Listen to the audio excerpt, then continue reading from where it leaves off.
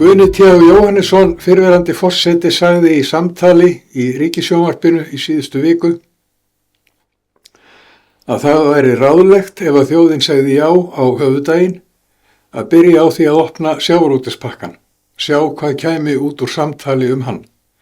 Ég held að þetta sé mjög skynsamleg tillaga hjá Guðna, tek undir hana og vona að svo verði gert. Þó ég veit ekki raunar hvort að það er á okkar valdi að Evrópusambandsins að ákveða hvaða pakkar verða teknir fyrir og í hvaða röð. En það sem ég vildi hafa skoðun á hér og nú er landbúnaðurinn. Mér þykir mjög vænt íslenskan landbúnað.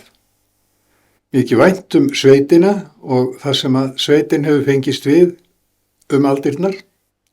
Það er að segja að rækja fyrst og fremst búsmala, kýr, sauðfé, geitur sem að nýlega var bjargað frá því að verða aldauð á Íslandi.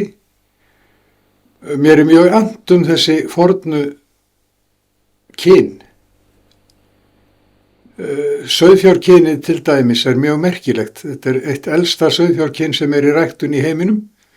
Ég veit ekki hversu skylt það er öðrum sauðfjárkynjum en það er mjög sérstakt að öllu leyti. Menn hafa á álandseyjum og víðar verið að grafa upp bein úr sauðfé frá bronsöld og steinöld og það er fénaður sem er mjög líkur íslenska sauðfénu. Harðgert fé með augljósa og ágæta eiginleikar sem okkur eru vel kunnugir.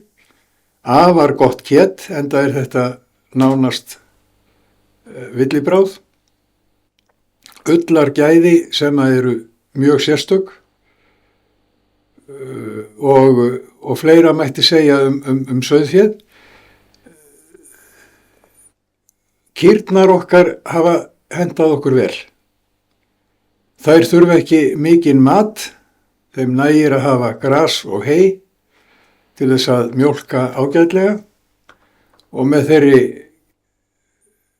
þeirri ræktun sem að verið hefur á kúnum að undanförnu, þá gefa kýrnar orðið miklu meiri mjólk heldur en áður var. Raunar furðu mikla mjólk miðað við það hvað kýrin er smávaxin. Mér er annt þessi kyn og ég er hræddur þau. Ef við göngum í Evrópusambandið, þá tekur fjórfrelsið yfir á Íslandi eins og annar staðar og ég er óttast það að þessi búfjárkyn okkar verði ekki langlíf í landinu eftir það. Menn munu freistast til þess að flytja inn afurða meiri skepnur, þurftafrekari og í svipinn kannski hagkvæmari fjárhagslega og mun ekki átta sig fyrir en að í óefni er komið og búið að fórna innlendu kynjónum. Og ég er hræddur að það fari eins og áður að með erlendum búfjárkynjum flytjum við inn erlenda búfjársjúkdóma sem að munu verða mjög skeinuhættir okkar innlendu kynjum sem að hafa verið í vari að mestu leyti öldum saman.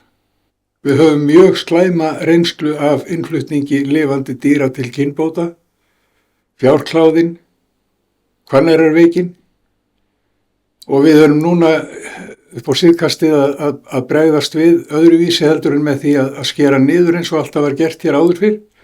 Nú er verið að velja úr stofninum þau dýr sem að standast vel gagnvart þessum sýkingum og mér finnst það hörmulegt á sama tíma og þessi árangur er að nást ef við ætlum svo að eyðileggja fyrir okkur með framhaldið á þessum búfjárkynjum okkar með því að ganga í Evrópusambandið og hefja óheftan innflutning á erlendum búsmala.